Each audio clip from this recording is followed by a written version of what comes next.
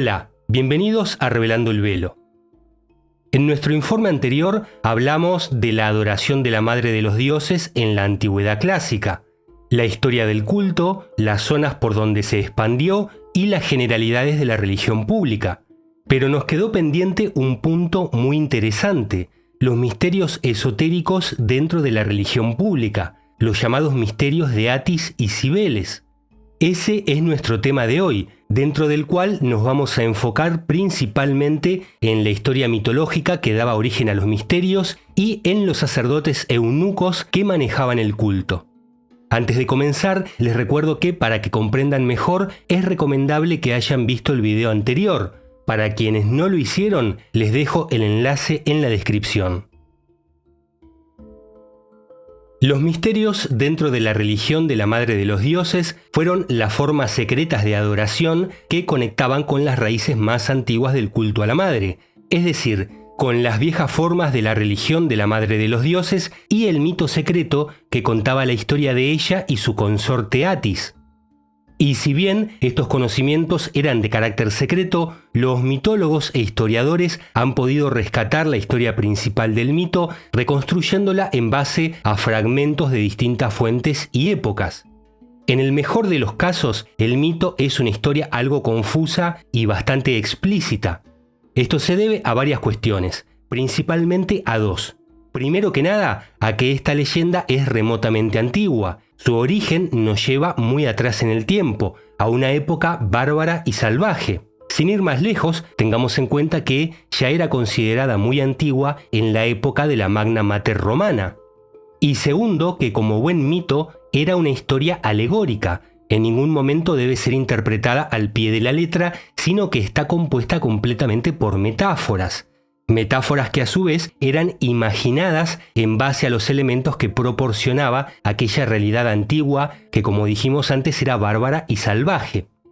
Ahora bien, al ser tan antigua, esta historia fue contada una y otra vez durante siglos y por lo tanto interpretada y reinterpretada cientos y cientos de veces. Esto supone pensar que invariablemente muchos elementos de esta historia fueron mutando. Previo a contar la historia del mito, debemos conocer la faceta secreta de Cibeles dentro de los misterios del culto. Puertas adentro, Cibeles tomaba la forma de la diosa Agdistis, una de las distintas deidades de la fertilidad que antaño habían sido sincretizadas bajo el aspecto de la madre. Esta era un daimón en parte terrestre y en parte acuática o acuático, ya van a entender a qué me refiero. Desde épocas remotas, Agdistis se representaba en un carro tirado por dos leones, porque era una divinidad de la naturaleza, motivo por el cual se suponía que habitaba en la montaña o en arboledas sagradas acompañada de las fieras salvajes. Se la consideraba el origen de todo, tanto de los dioses como de la naturaleza. Esta deidad puede ser rastreada todavía más al este. Agdistis y su consorte Atis son análogos a otras parejas de dioses orientales, como por ejemplo los Atargatis y Adad cananeos, la señora y el señor, o mejor dicho, la Baalat y el Baal. Pero volviendo, había un rasgo secreto que hacía a la Agdistis esotérica bastante distinta de las Cibeles de la religión pública. Era un daimón hermafrodita. Es decir, poseía genitales masculinos y femeninos, si es que los dioses poseen genitales. Claramente es una metáfora y se está hablando de otra cosa. Les recuerdo que su leyenda está repleta de contenido alegórico. Pero ya entrando en su mito, se cuenta que los demás dioses le tenían miedo, y tratando de eliminar a este ser que en cierta forma replicaba a la unidad misma, enviaron a Dioniso para que la fragmentara. Este puso una poción para dormir en el agua de Agdistis y cuando se durmió le ató el pie a los genitales masculinos con una soga. Así que cuando Agdistis despertó y se intentó poner de pie, se castró a sí misma. La sangre que brotó fertilizó la tierra y en ese lugar creció un almendro. Tiempo después, Nana, la hija del dios del río Sangarius, estaba recogiendo los frutos de este árbol y los apoyó sobre su vientre.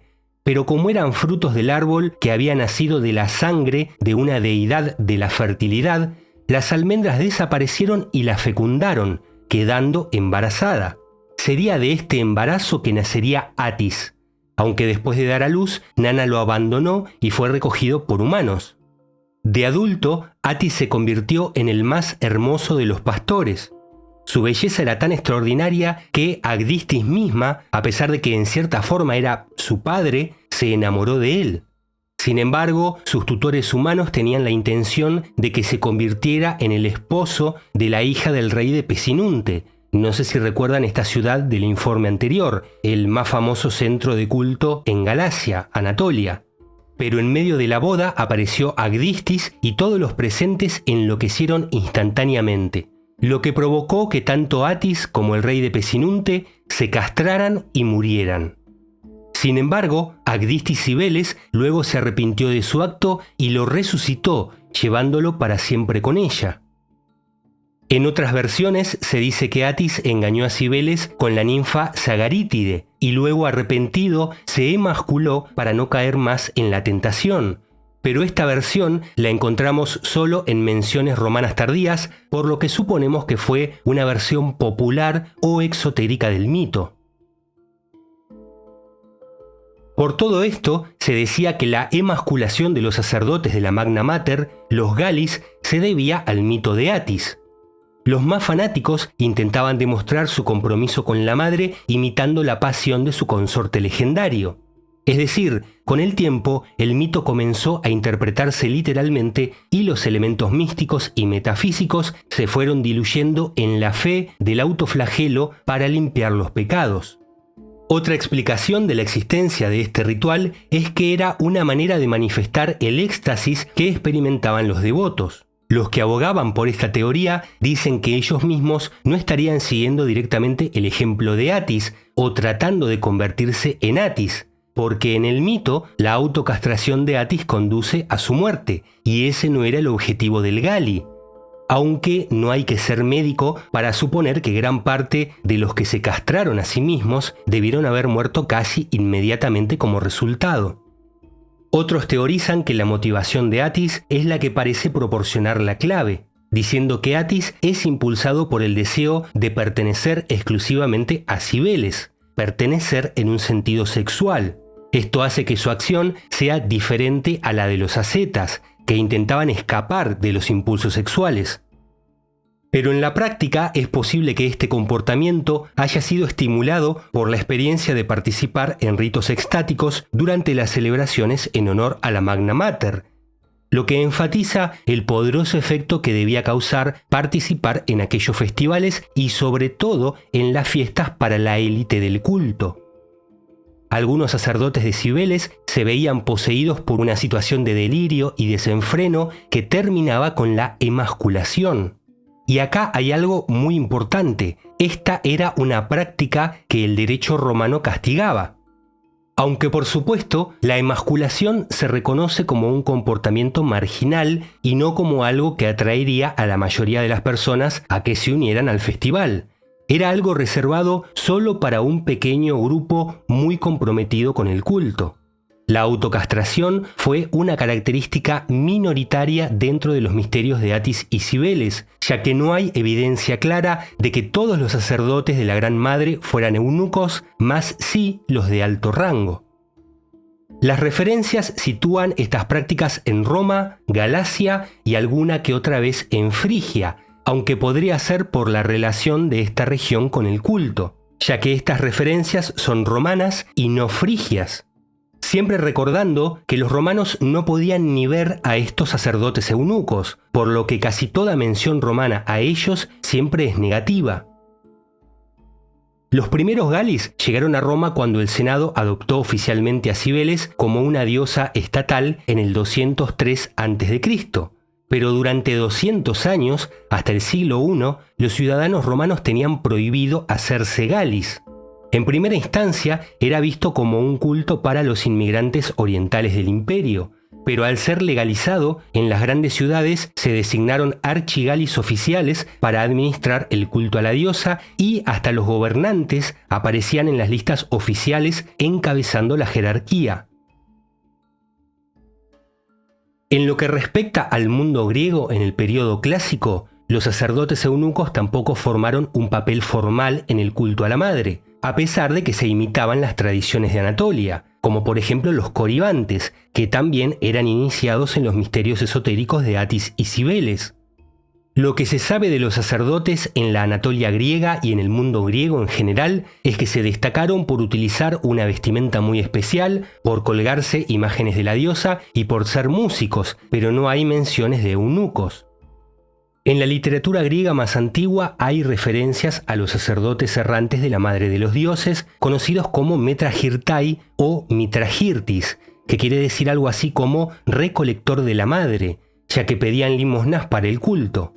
Estos serían el equivalente a los posteriores galis eunucos en Roma, pero en ninguna de estas referencias se menciona castración alguna, que sería un tópico difícil de ignorar o por lo menos digno de ser mencionado. Por esto, los historiadores parecen coincidir en que el culto se fue transformando con el paso del tiempo. Con respecto a esas referencias antiguas, podemos decir que el término Metragirtai o Mitragirtis fue usado peyorativamente. Platón en la República lo usa para describir a vagabundos o mendigos, y Aristóteles en su obra llamada Sobre la República hace una comparativa, diciendo que entre los sacerdotes de los distintos misterios, los Metragirtai eran los menos honorables en contraste con los daducos, que eran los más honorables. Para los que no saben, los daducos eran los hierofantes de los misterios de Eleusis. Otra descripción detallada, aunque negativa, se encuentra en las Metamorfosis del romano Apuleyo, donde presenta a un sacerdote viajero de la diosa Atargatis, la Baalat cananea que mencionábamos antes. La figura del relato era un sacerdote eunuco que dirige una banda de músicos itinerantes de pueblo en pueblo, interpretando música y danza y recolectando dinero de las audiencias. Todo esto en honor de la diosa madre Atargatis, cuya estatua es llevada por la compañía. Nuevamente, no hay razón para suponer que todos los sacerdotes fueran eunucos, pero definitivamente esta costumbre existió y era relativamente habitual en los dominios romanos. Lo cual nos ayuda a entender que la introducción del culto de la Magna Mater es un ejemplo de cómo Roma iría adoptando cultos extranjeros a medida que se expandía, como por ejemplo el mitraísmo, los misterios de Isis, el culto a Baco o el mismo cristianismo. El poeta romano Lucrecio también describe cómo la imagen de la madre era transportada a través de distintos territorios, acompañada por bandas frigias de eunucos gali que tocaban las flautas y las panderetas. El mismo Lucrecio señala a los gali como, según sus propias palabras, un ejemplo y una advertencia de cómo la creencia más piadosa puede llevar al fanatismo y a la decadencia. El político y filósofo romano Cicerón, en su obra llamada De las Leyes, también los menciona en un párrafo donde dice que pedir limosna debería estar prohibido por la ley, a excepción de los siervos de la madre Idaea, que mendigaban en nombre del culto. Ahora bien, los historiadores han establecido una distinción entre el sacerdote permanente de la Magna Mater en Roma y los que se pasaban el tiempo peregrinando. Podemos imaginar a galis que viajaban de un lugar a otro durante todo el año, y cuando en las ciudades se celebraban las fiestas de la Madre de los Dioses, estas bandas entraban a la ciudad y se sumaban a la celebración, siguiendo por las calles a la figura de la Magna Mater en una procesión, una imagen que de hecho puede resultarnos familiar. Podemos decir que las que deben recordarse como las experiencias características de la adoración a la Madre fueron la música, el baile en estado extático y la procesión cargando su imagen. Con respecto a los misterios, sabemos que la ceremonia en torno a la cual giraba todo el proceso iniciático dentro de los misterios era un bautismo de sangre que el neófito recibía del sacrificio de un toro, llamado taurobolium, o de un carnero, llamado criobolium.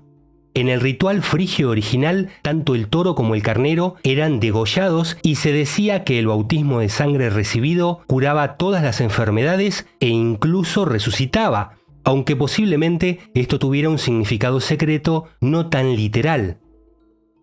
Los misterios de Atis y Cibeles en Roma incluyeron eventos orgiásticos, de los que hay varias referencias, pero que son irrepetibles por este medio, aunque sí podemos decir que al parecer a los Galis les seguían gustando las mujeres, lo que en cierta forma hacía todavía más estéril su sacrificio. Estos misterios perduraron en Roma alrededor de 500 años, hasta que el Senado romano finalmente decidió limitar esos eventos. Es difícil encontrar más información sobre estos misterios, en parte por la decadencia que comenzó a sufrir en su época tardía y en parte por la persecución a la que se enfrentaron los seguidores de Cibeles y otras deidades paganas tras el edicto teodosiano en el año 391. Todos sus templos fueron destruidos y se ordenó que no fueran reconstruidos jamás, lo cual es bastante extraño, porque la costumbre habitual era construir una iglesia cristiana arriba, pero ni siquiera esto. Como resultado, los únicos registros que se conservan de los Galis y de los misterios de Atis y Cibeles son unos pocos hallazgos arqueológicos y las referencias ocasionales, nunca dedicadas, de los historiadores y archiveros de la antigüedad. Queridos amigos, les doy las gracias a los que me acompañaron hasta acá, que tengan un buen día donde quiera que estén y miren con cuidado qué hay en la punta de sus tenedores. Suscríbanse y denle a la campanita para recibir contenido nuevo y si hoy aprendieron algo, déjenme un saludo en los comentarios. Como siempre, les mando un fuerte abrazo a los mecenas de Patreon que tanto nos ayudan para poder seguir creando contenido. Hasta la próxima.